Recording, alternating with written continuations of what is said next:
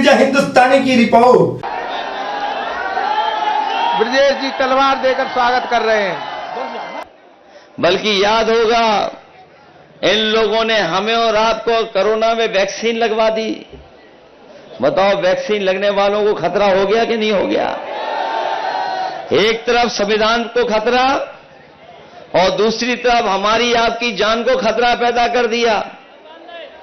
इन्होंने किसी को नहीं छोड़ा जिसको वैक्सीन न लगवा दी हो। बताओ वैक्सीन की सूचना तो पढ़ ली होगी आपने कि जिन्होंने वैक्सीन लगवाई है उनको हार्ट से लेकर के और भी कुछ चीजों की चिंता करनी पड़ेगी। हम आज सरकार से कहना चाहते हैं कि अगर आपने वैक्सीन फ्री लगवाई थी तो कम से कम गरीबों का और जिन लोगों को वैक्सीन आपने लगवाई है उनकी जांच और ईसीजी भी फ्री हो जाना चाहिए। क्योंकि अगर वैक्सीन लगी है तो पता नहीं कब खतरा पैदा हो जाए। इसलिए सरकार ये जिम्मेदारी ले। अगर उन्होंने वैक्सीन की जिम्मेदारी ली थी तो इस बात की भी जिम्मेदारी ले कि गरीबों की जांच फ्री होगी। जांच फ्री कर करके ईसीजी कराए, नहीं तो पता नहीं कब किसका हार्ट अटैक आ जाए, कोई पता नहीं। इसलिए ये सरकार ऐसी है जिसने न केवल किसान नौजवानों को धोखा दिया है बल्कि वैक्सीन के नाम पर आम लोगों को धोखा देने का काम किया। और वैक्सीन जो कंपनियां थी उनसे भी पैसा वसूल लिया। इलेक्टोरल बॉन्ड जो इन्होंने लिए, कोई नहीं बची कंपनी जिससे पैसा न ले लिया हो। चंदा लिया है और दबाव बना करके चंदा लिया है। 1000 करोड़ से लेकर के 1000 करोड़ से लेकर के कई सौ करोड़ चंदा वसूल लिया। बताओ चंदा वसूला कि नहीं वसूला इन्होंने? और याद रखिएगा अगर चंदा वसूला गया है जिन उद्योगपतियों से उन्होंने मुनाफा के लिए आज महंगाई हमारे और सामने लाने का काम किया। महंगाई भी उसी के कारण है। केवल यही हिसाब किताब नहीं बल्कि आपने देखा होगा इनकी सरकार में हर एक वर्ग के लोगों को धोखा दिया इन्होंने। ये अब जो लोग संविधान को खत्म करना चाहते थे अब उस रास्ते पर हैं कि बाबा साहब भीमराव अम्बेडकर जी का संविधान को भी ये छेड़खानी करके खत्म करना चाहते हैं। लेकिन हमने देखा है जनता को कि जो लोग संविधान खत्म करना चाहेंगे उन लोगों को सरकार से बाहर निकालने का काम जनता करने जा रही है। न केवल ये संविधान पे खतरा पैदा किया है, ये लोग जो विकसित यात्रा कर रहे थे, गांव-गांव जाकर के अपनी पार्टी का प्रचार कर रहे थे।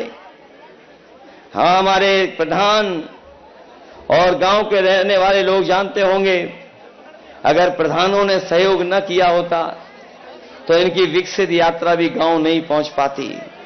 विकसित यात्रा यह हमारा किसान तभी विकसित और खुशहाल होगा जब उसकी पैदावार की सही कीमत मिलेगी। ये सरकार अगर पैदावार की कीमत नहीं देना चाहती तो किसानों ने भी मन बना लिया है कि इनको बोर्ड से हटा करके इन सरकारों को बाहर करने का काम यही किसान और गरीब करेंगे। केवल एक धोखा नहीं, जो लोग जानकार होंगे वो जानते होंगे इन्होंने किसानों से वादा किया था कि उनकी भी मदद की जाएगी, कर्ज माफ किया जाएगा। बड़े बड़े उद्योगपतियों का तो कर्ज माफ कर दिया लेकिन हमारे किसानों का कर्ज माफ नहीं किया। जिस समय कर्ज माफ करने का फैसला सरकार ने लिया उद्योगपतियों का, सरकार ने कहा कि जिन उद्योगपतियों का, बड़े लोगों का 5 करोड़ से ऊपर बैंकों से कर्ज है उन्हीं का कर्ज माफ होगा।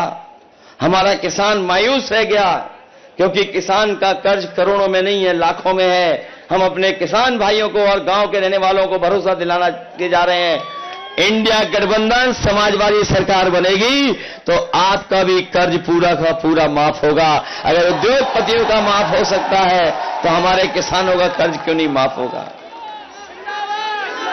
मैं देख रहा हूं कि कभी कभी कुछ नौजवान ये अहीर रेजिमेंट की भी तख्ती ऊपर कर देते हैं।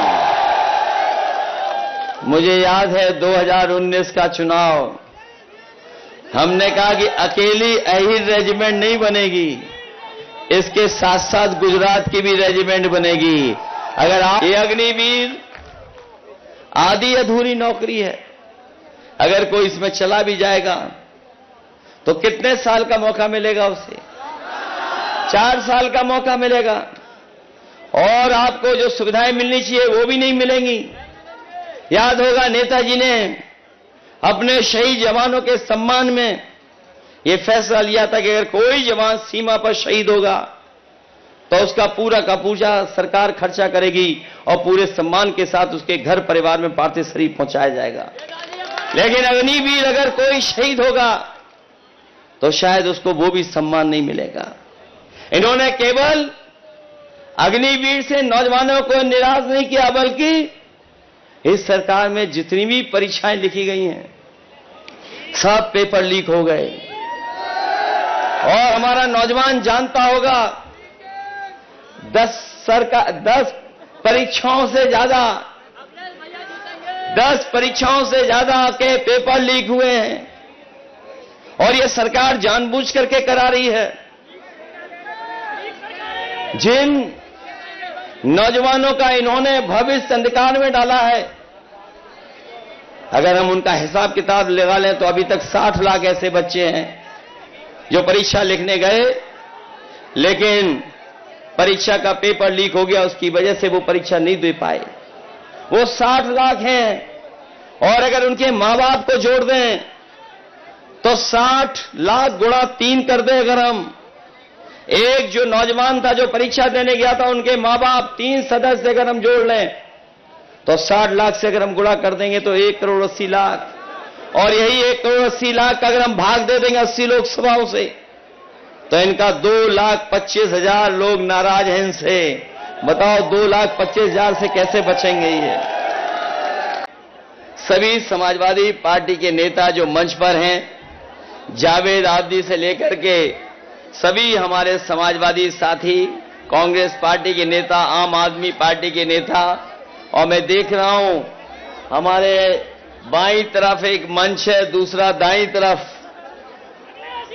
इन मंचों पर बैठे हुए सभी समाजवादी साथी और चुनावी जनसभा में आए हुए आदरणीय बुजुर्ग, माताएं, बहनें, नौजवान साथी और पत्रकार बंधुओं, मैं सबसे पहले यहां पर उपस्थित सभी लोगों का बहुत बहुत धन्यवाद और आभार प्रकट करूंगा कि जहां इतनी गर्मी है और सूरज एकदम हमारे सर पे है, उसके बावजूद भी सुबह से चल करके आप लोगों ने इस कार्यक्रम को सफल बनाने का काम किया है। न केवल कार्यक्रम सफल बनाया है, बल्कि ये भरोसा दिलाया है कि इस बार बदायूं की जनता और इस विधानसभा के लोग न केवल जिताने जा रहे हैं, बल्कि रिकॉर्ड बना करके जिताने जा रहे हैं। ये वो क्षेत्र है जहां पर समाजवादियों को ताकत मिलती है, और ये मौका ऐसा आया है कि समाजवादी आंदोलन से बहुत सारे साथी जुड़ गए हैं, और जुड़ने के बाद मैं ये कह सकता हूं कि गुन्नौर के बाद अगर सबसे बड़ी जीत किसी विधानसभा में होने जा रही है तो यही सैसवान विधानसभा सबसे ज्यादा वोटों से जिताने जा रहा है। आपका और हमारा चुनाव 7 तारीख को है। वैसे तो उत्तर प्रदेश का चुनाव 7 चरणों में होने जा रहा है। ये चुनाव जो हो रहा है, हालांकि यहां से आदित्य चुनाव लड़ रहे हैं, लेकिन जहां तक ये चुनाव है, जिस क्षेत्र में वोट इस चरण का आखिरी पड़ने जा रहा है, वो चाचा का क्षेत्र है, जसवंत नगर क्षेत्र है, और वो मैनपुरी लोकसभा में आता है। अब ये मुकाबला इस बात का है कि सैसवान के लोग ज्यादा वोटों से जिताएंगे कि चाचा के क्षेत्र के लोग समाजवादी पार्टी को ज्यादा वोटों से जिताएंगे। और हमें तो ये लगता है कि बदायूं की जनता ने इतना प्यार दिया है चाचा को कि अब चाचा यहीं के रह जाने वाले हैं। अभी तक तो आपको किसी को कह के काम कराना पड़ता था, अब आदित्य आ गए हैं, चाचा हैं, तो अब आपको कहीं किसी और से नहीं कहना पड़ेगा, अपने आप सीधा सीधा आपका काम होगा। मैं अभी एक दिन पहले ही आपके जिले में आया था और मैंने जो जन समर्थन देखा था उससे ज्यादा हमें यहां पर जन सैलाब दिखाई दे रहा है। हालांकि हमारा पंडाल छोटा पड़ गया, जहां धूप है और धूप के बावजूद भी लोग अपने अंगोछे से सर ढक करके धूप से बचते हुए हम लोगों का कार्यक्रम सफल बना रहे हैं। न केवल बाईं तरफ और मैं दूर दाईं तरफ भी देख रहा हूं, और जो पेड़ है हमारा उसके नीचे तो इतने लोग हैं, छाए के अंदर हम लोगों की बातें सुन रहे हैं। ये 7 तारीख का चुनाव और जो वोट पड़ने जा रहा है तीसरे चरण का, ये भारतीय जनता पार्टी को 7 समुंदर दूर फेंक देगा। ये चरण उनका सफाया करने जा रहा है। पहले दूसरे चरण की हवा तो आपको पता लग गई होगी। पहले दूसरे चरण में जो जनता ने भारतीय जनता पार्टी को पलटा है, रहा बचा तीसरे चरण वाले लोग इन लोगों का सफाया करने जा रहे हैं। और सफाया इसलिए होने जा रहा है, इन्होंने कोई वर्ग नहीं छोड़ा जिससे इन्होंने नकली बातें न की हों। पिछले 10 साल का अगर इनका हिसाब किताब देखें तो इनकी हर बात झूठी निकली और इनके झूठे वादे निकले। यही लोग कह रहे थे कि हम किसानों की आय दोगुनी कर देंगे।